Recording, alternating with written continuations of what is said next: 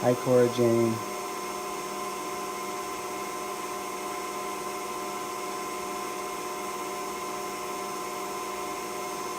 Did you have a good nap? Yeah? What do you think of your toy here? What do you think of your toy? You think that's pretty cool? You think that's pretty cool, Cora Jane?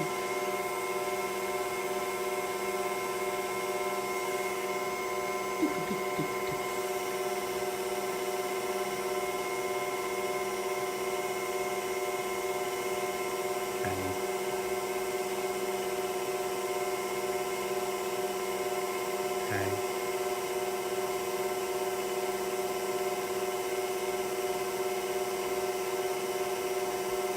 Hi.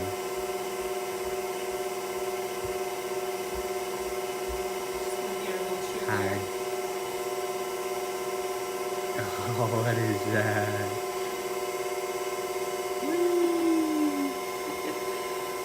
Eat butter. Good job, Cora. Yeah, you know, don't you? You know. Butter's good. You're a little butter ball. Can you tell the people though? It's gotta be grass-fed. Gotta be grass-fed cows. Raw milk. All right. Anything else you want to say?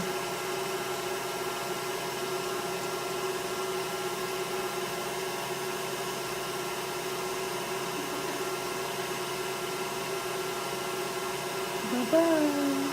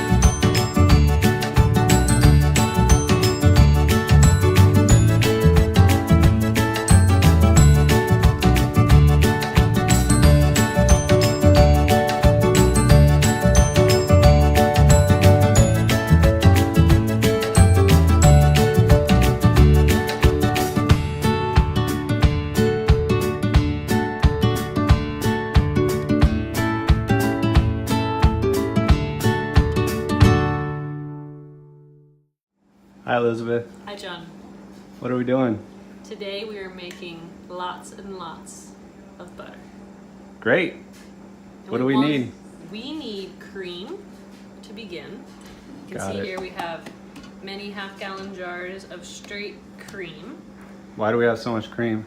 We have a lot of cows that have calved. It's a beautiful time to be on the farm with new babies and fresh milk that we have skimmed for cream because we have an abundance. Hi, Theo. Hi, Theo. Do you like butter? Hi. I love butter. Good. Butter's far better. Especially when you got raw, fresh butter. So that's what we're doing here today. And to make butter, you only need really a small amount of supplies. Most importantly, your Helios Farms fresh cream. That is the secret ingredient. We have our KitchenAid mixer here. We have lots of towels. Making butter is kind of messy. Have towels on hand for all the buttermilk that sloshes out. We have a strainer and a big stock pot to catch the buttermilk.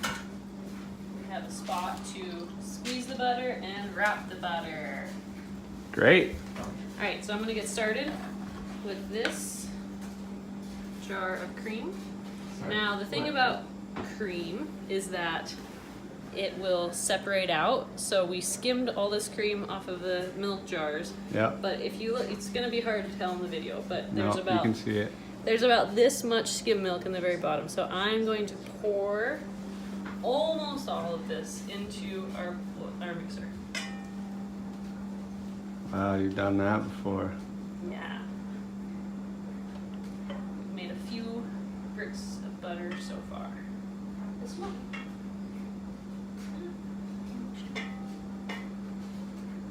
Is that baby sleeping on you? She is sleeping. She is butter baby. That's our little butterball. Our little butter ball. All right. Now, if you want to come take a look in here, we just have a mixer full of cream. The cream is going to expand into whipped cream, and so you don't want it to be totally full.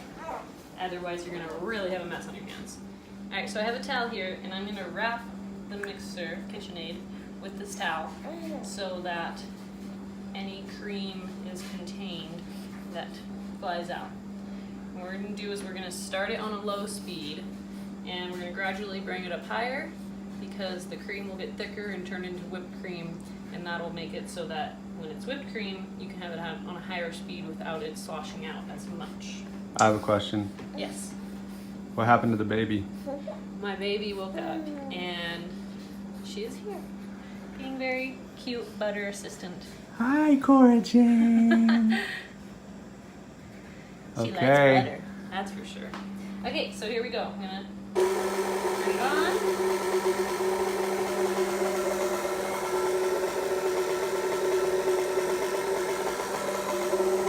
So we are going to take a break while this is blending, but our goal here is that we're mixing it until the butter breaks. And so what that means is that the milk fat is separating out from the buttermilk, and you're going to end up with the butter all clumped together in chunks in there, and a very watery, cloudy mixture of buttermilk around it. And once that happens, I will show you what to listen for and to look for to know when it's done. Great. Hello. Hello again. Okay, we're back. Our butter is broken. Our cream is... Uh-oh. Huh? What? How'd it break? Start over. Hello again. We are back, and our butter is in this bowl. It's in the bowl. I don't know. Okay.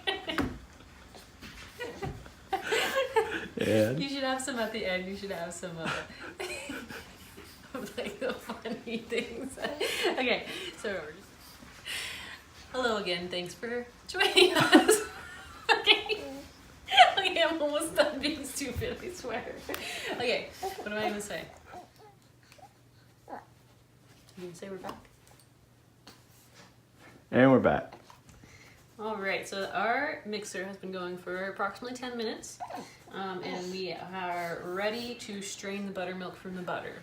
Now, one important thing I do want to note is that for your butter to break easily, and without it taking a super long time, you want to make sure that your cream is a relatively warm room temperature. So we actually set these out on the counter last night, and we even lit a fire this morning to make sure the house was warm.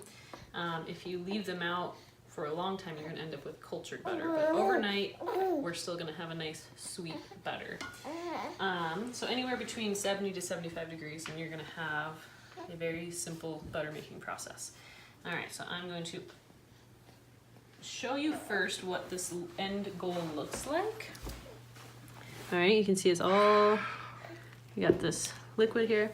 And then I'm gonna turn the mixer back on and let you hear what it sounds like, because that is the best way to know when it's time to turn off your mixer.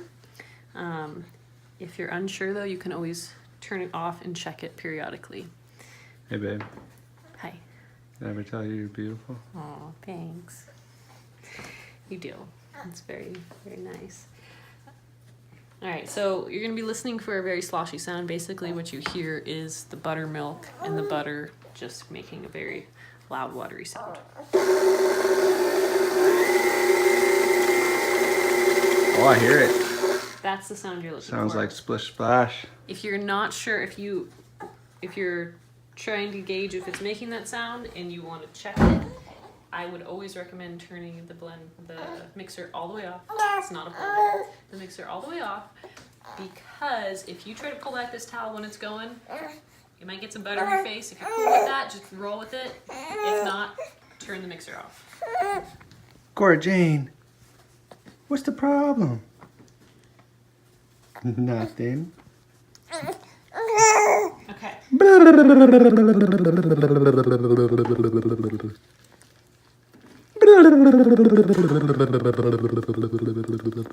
we're almost done, Cora.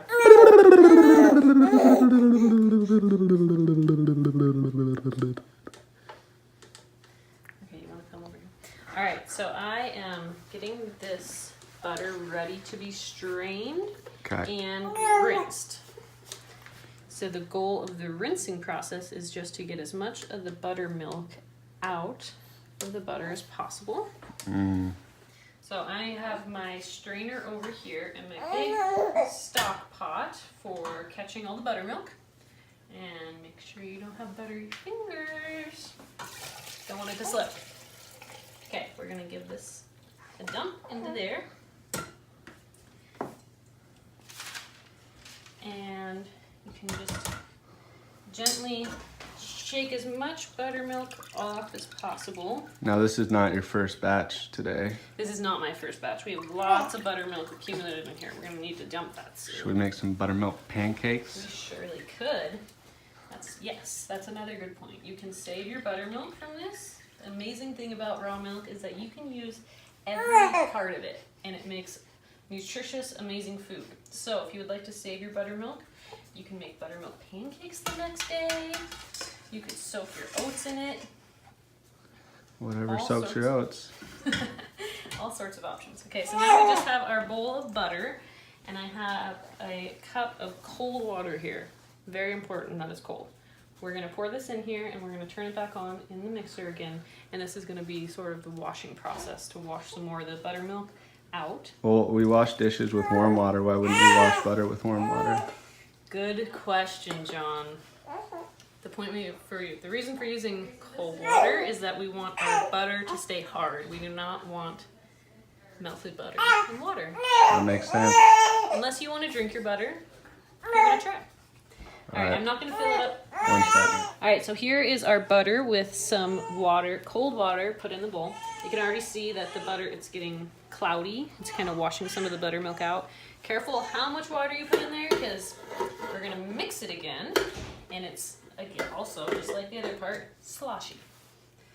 Butter and sloshing go together. Alright. So this part is quick. We're just going to cover it. We're going to turn it on kind of a medium speed and just get it a nice quick wash.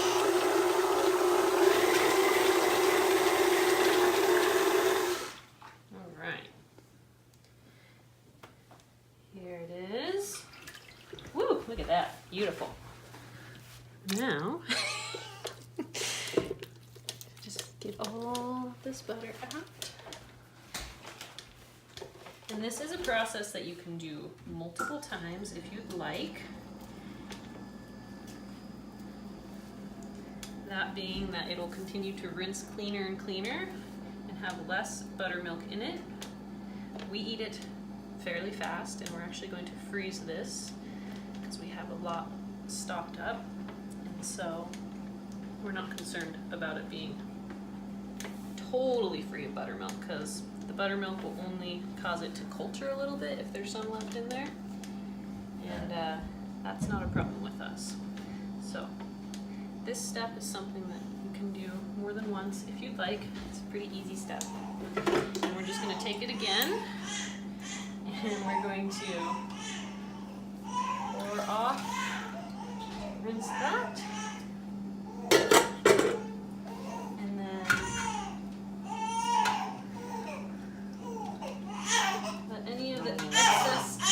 Drip off.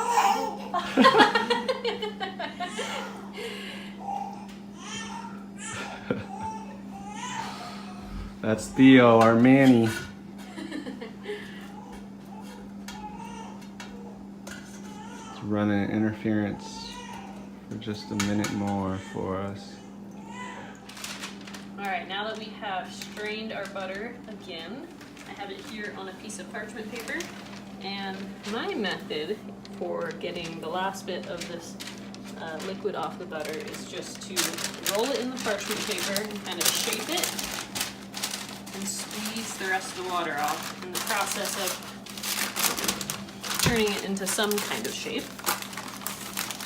You could use molds if you want to get real fancy. We're more about function. So, and then I use this parchment paper to drip off that liquid that's coming out as I squeeze it.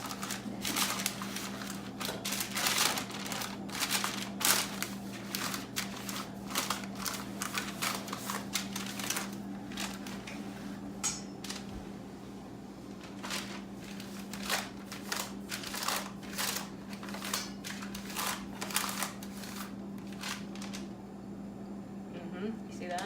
Oh yeah. Some good We're runoff. back. We're back. All right, we are back with a happier baby to wrap up this butter making process. Literally. Literally. All right, so here is our pressed and squeezed shaped butter. Okay. That's a beautiful butter bar. That is That's got to be over a pound. over a pound, and you know, we could even say it's a brick of gold. Yeah. So we're gonna just transfer it here to our piece for wrapping, because this is a really big one, so I think it'll still fit this way. And we're gonna transfer it to some fresh parchment paper, and we're gonna wrap it up, and then we are gonna store it in the freezer for another day. Great. Is that gonna fit? I don't know. It's a pretty big one. Okay, Can you condense it? Make it a Yes. little shorter? but not in the video right now. Okay. Thanks for joining us today while we made butter. If you found this video useful, be sure to comment below.